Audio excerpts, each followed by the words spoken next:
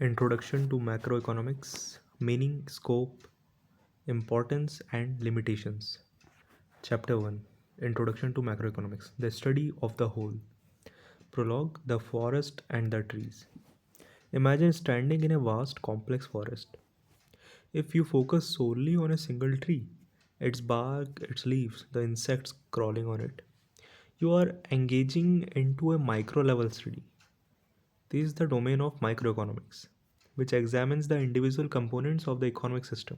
A single household's consumption choices, a single firm's production decision, or the market for a single commodity like coffee.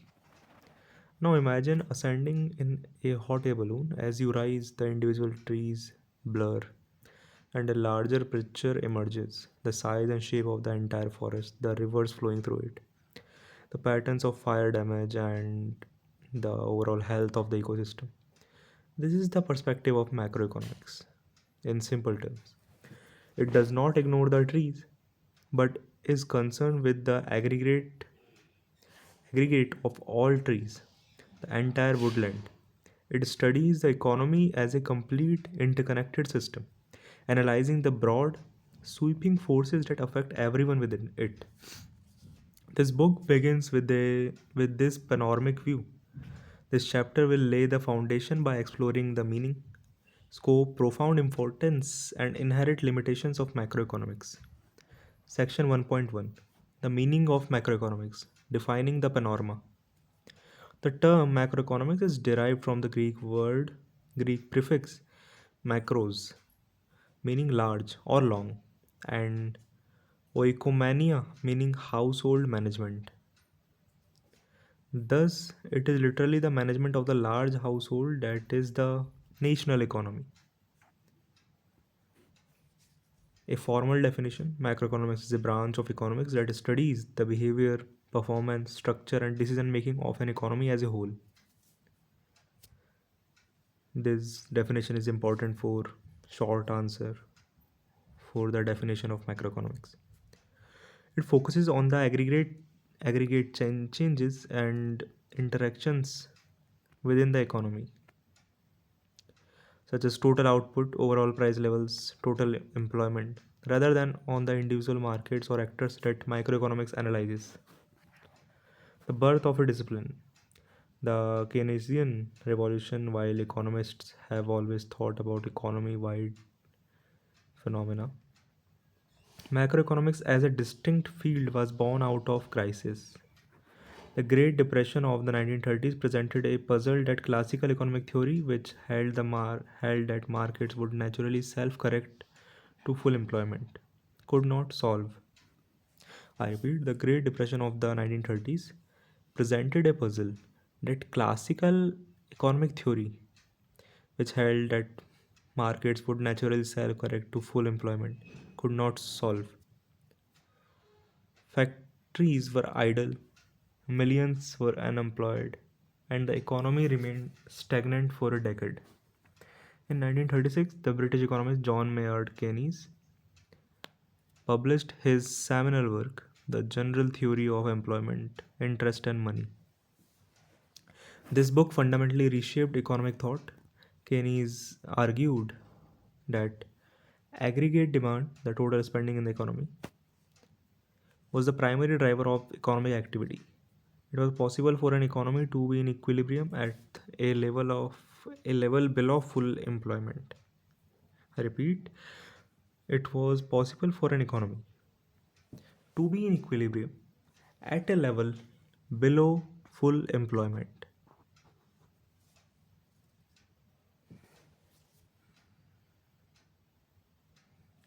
Therefore, governments had a vital role to play in stabilizing the business cycle through active fiscal policy, government spending and taxation, and monetary policy controlling the money supply and rates. This Keynesian revolution provided the theoretical toolkit for governments to manage their economies, making macroeconomics a field of immense practical and political significance. Core concerns. The fundamental questions macroeconomics seeks to answer some of the most pressing questions about a society's material well being. What determines a nation's total economic output and income? Why do some countries produce vast quantities of goods and services while others produce very little? What causes unemployment? Why do economies experience periods where a significant portion of the labor force cannot find work? What cause inflation? Why do the prices of goods and services generally rise over time, eroding the purchasing power of money? What drives economic growth? How can an economy increase its productive capacity and raise its standard of living over the long term? How are national economies interconnected? How do trade imbalances, exchange rates, and international capital flows affect a country's economic health? By seeking answers to these questions, macroeconomics provides a framework for understanding the complex economic world we inhabit. Section 1.2, the vast scope of macroeconomics, mapping the territory. The scope of macroeconomics is defined by the major aggregates it studies. These are not individual variables but the sum of countless microeconomic actions forming the core subjects of macroeconomic analysis. Theory of national income. Measuring the economic pulse at the heart of macroeconomics lies the measurement of a country's total economic activity. The primary tool for this is national income accounting. Key metrics include GDP, gross domestic product, the total market value of all final goods and services produced within a country's borders in a specific time period, generally a year. Gross national product, GNP, the total market value of all final goods and services produced by a country's residents, regardless of their location. Macroeconomics analyzes the components of GDP: consumption, investment, government spending, and net exports, and the factors that cause it to fluctuate. Theory of employment and output. The problem of idle resources. This area studies the determinants of the levels of employment and unemployment. It analyzes why resources, particularly labor, can remain underutilized. Key concepts here include types of unemployment: frictional, structural, cyclical. The natural rate of unemployment, the relationship between aggregate output and employment levels, formalized by Okun's law. Theory of money and general price level. The value of a dollar money is the lifeblood of a modern economy. This branch studies the functions and types of money, the role of the central bank, like the Federal Reserve or the Reserve Bank of India, and the implementation of monetary policy. The causes, consequences, and measurement of inflation and deflation. This involves tracking indices like the consumer price index and the wholesale price index WPI and CPI respectively. Theory of economic growth, the long run engine of prosperity.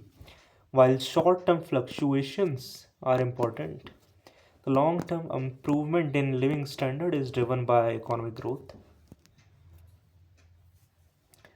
This field investigates the sources of growth such as capital accumulation, investment in physical and human capital, technological progress and innovation,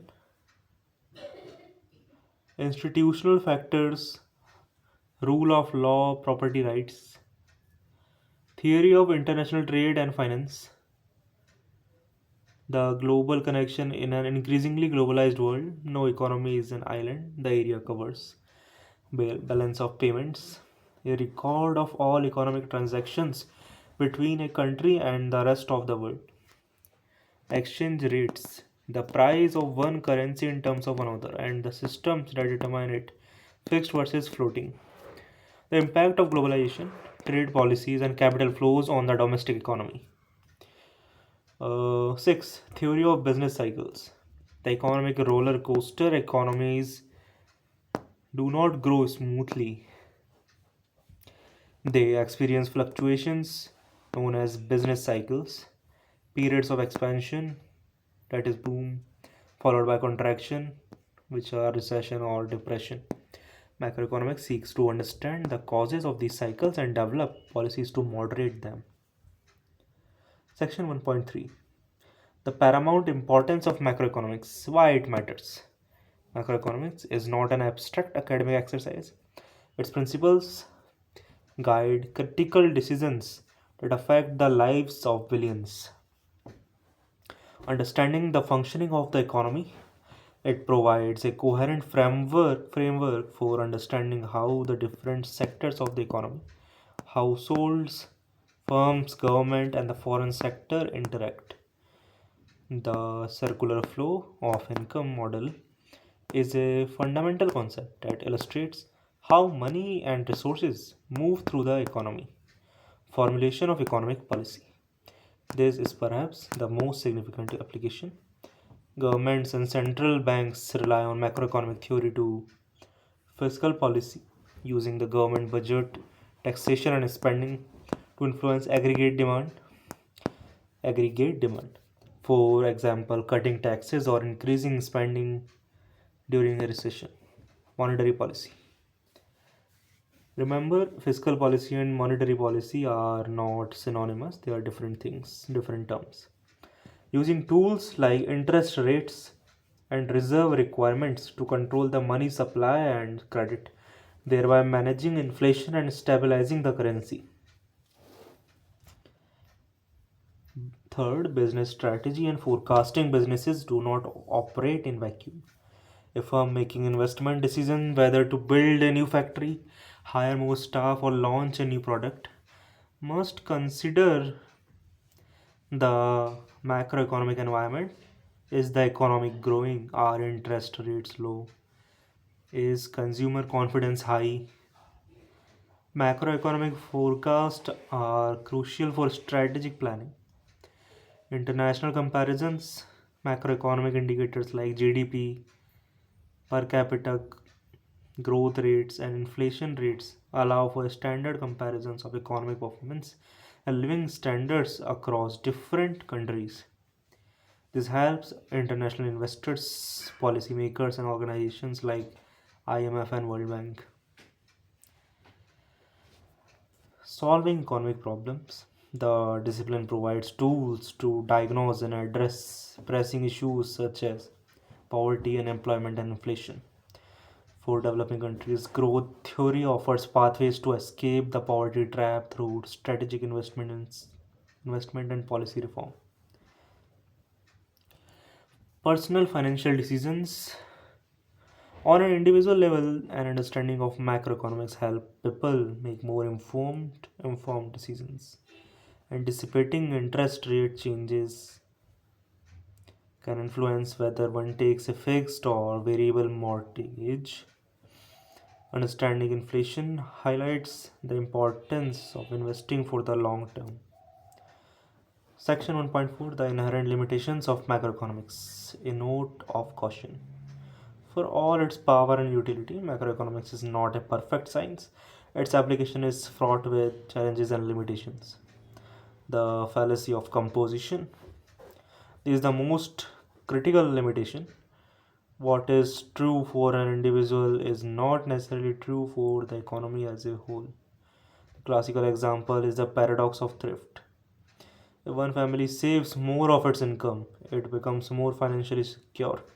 But if all families simultaneously increase their saving rate, aggregate consumption falls, leading to a decrease in aggregate demand, lower production, higher employment, and ultimately lower total savings in the economy.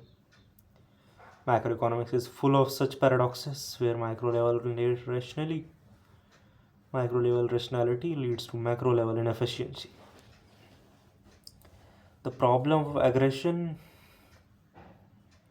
Macroeconomics deals with the problem of aggregation. Macroeconomics deals with aggregates, total consumption, general price level, average wage. This process of aggregation can mask critical disparities. A stable national inflation rate might conceal the fact that the price of essential food items is skyrocketing, causing severe hardship for the poor, while the prices of luxury goods are falling. The average can be misleading. 3. Dependence of microeconomic foundations. The aggregates of microeconomics are built upon the behaviors of millions of individuals and firms. If the models of individual behavior in microeconomics are flawed or incomplete, the macroeconomic models built upon them will be similarly unstable. The field continues to grapple with building robust micro foundation for its theories. Limitations in measurement and data measuring macroeconomic aggregates. Uh, Limitations in measurement and data measuring. Macroeconomic aggregates is an immense and perfect task. The shadow economy, illegal activities, unreported income, is not captured in official GDP statistics. Non market transactions like unpaid domestic work are excluded, leading to an underestimation of economic welfare, particularly in developing countries.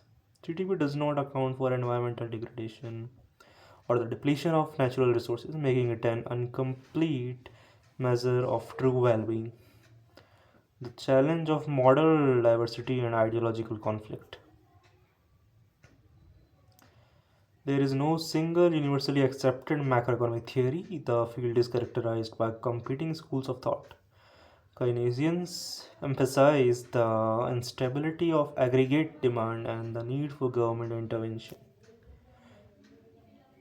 Monetarists, led by Milton Friedman, argue that the money supply is the primary driver of nominal GDP and that government intervention often does more harm than good. New classical economists stress the role of rational expectations and the effectiveness of systematic policy. This diversity means that for the same economic problem like a recession, different economists may prescribe diametrically opposite policies, more stimulus versus austerity, leading to political and public confusion. The difficulty of forecasting economic systems are incredibly complex, influenced by a near infinite number of variables, including animal spirits, investor confidence, and unpredictable geopolitical events. As such, macroeconomic forecasting is an art as much as a science, and predictions are often inaccurate. Epilogue: a tool, not a truth.